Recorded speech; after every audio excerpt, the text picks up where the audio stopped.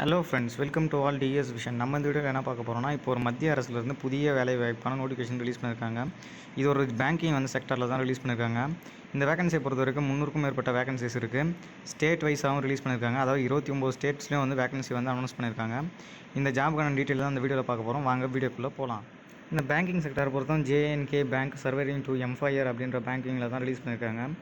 Notification பொறுத்த வரைக்கும் apprenticeship act 1961 படி அப்ரெண்டிஸ்ஷிப்பு ட்ரைனிங்கு தான் இவங்க ஹையர் பண்ணுறதா சொல்லியிருக்காங்க. நம்பர் ஆஃப் வேகன்சிஸை பொறுத்தவரை 276 வேகன்சிஸ் சொல்லியிருக்காங்க. ரிஜிஸ்ட்ரேஷன் பார்த்திங்கன்னா 14/5/2024 அன்று ஸ்டார்ட் பண்ணியிருக்காங்க.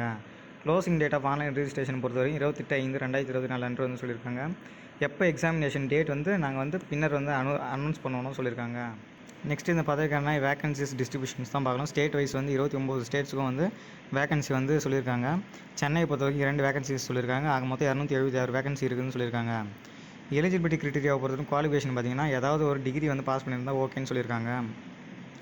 ஏஜ் குவாலிஃபிகேஷன் பொறுத்தவரைக்கும் மினிமம் 20 வயதும் மேக்ஸிமம் 28 வயதும் சொல்லியிருக்காங்க. எஸ்சி எஸ்டி ஓபிசி பிடபிள்யூடி கேட்டகரிக்கு ஏஜ் ரிலாக்ஸேஷன்ஸ் இருக்கணும்னு சொல்லியிருக்காங்க. இந்த ட்ரைனிங் பார்த்திங்கன்னா 1 இயர் இருக்கும். அதாவது 360 நாள் இருக்குன்னு சொல்லியிருக்காங்க. இந்த ட்ரைனிங்கில் மாதம் எவ்வளோ ஸ்டைஃபன் கொடுக்கணும்னு பார்த்தீங்கன்னா 10,500 ஸ்டைஃபன் கிடைக்கும்னு சொல்லியிருக்காங்க. ஆஃப்டர் கம்ப்ளீட்டாக ட்ரைனிங் 1 இயர் கம்ப்ளீட் பண்ண பிறகு 1,500 இன்க்ரிமெண்ட் மாதிரியும் ப்ரொவைட் பண்ணுறதா சொல்லியிருக்காங்க. மேலும் 1,250 பர் மந்த்துக்கு போக்குவரத்து படி மாதிரி கொடுக்குறதா சொல்லியிருக்காங்க. ட்ரைனிங் ஹவர்ஸை பொறுத்தவரைக்கும் நார்மல் ஒர்க்கிங் ஹவர்ஸ் தான் இருக்கும். அதாவது 8 ஹவர்ஸ் தான் இருக்குன்னு சொல்லியிருக்காங்க.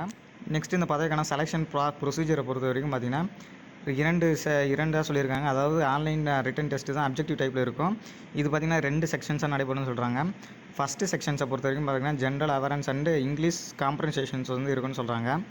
இதில் எவ்வளோ கொஷின்ஸ் இருக்குன்னு பார்த்தீங்கன்னா 50 கொஷின்ஸ் இருக்குன்னு சொல்கிறாங்க. ஒரு கொஷின்ஸ் பார்த்திங்கன்னா 1 மார்க் வீதம் மேக்ஸிமம் மார்க்ஸ் 50 மார்க் இருக்குன்னு சொல்கிறாங்க.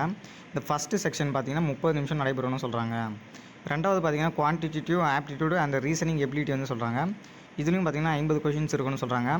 இதுக்கும் ஒரு கொஷின்ஸ்க்கு 1 மார்க் வீதம் 50 மார்க் இருக்குன்னு சொல்கிறாங்க.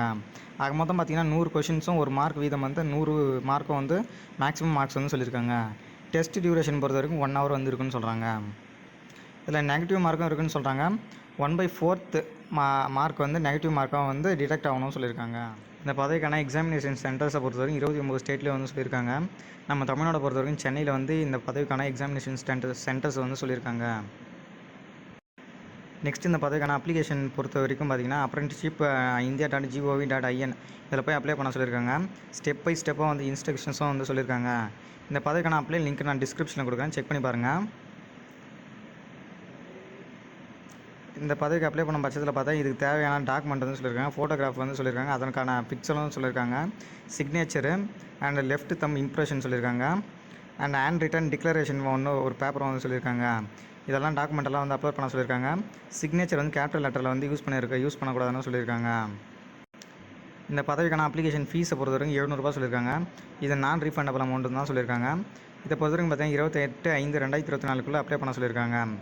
அவ்வளோதான் ஃப்ரெண்ட்ஸ். இந்த ஜேஎன்கே பேங்க், அதாவது banking sector government sector release பண்ண நோட்டிஃபிகேஷன்ஸில் உள்ள முக்கியமான தகவலாம் பார்த்து முடிச்சிட்டோம். இந்த குவாலிஃபிகேஷன் மேட்ச் ஆகிறவங்க அப்ளை பண்ணுங்கள். குவாலிஃபிகேஷன் மேட்ச் ஆகிறவங்க ஃப்ரெண்ட்ஸ் அண்ட் ஃபேமிலிஸ்க்கும் கொஞ்சம் ஷேர் பண்ணுங்கள். டிஎஸ் விஷனுக்கு சப்ஸ்கிரைப் பண்ணுங்கள்.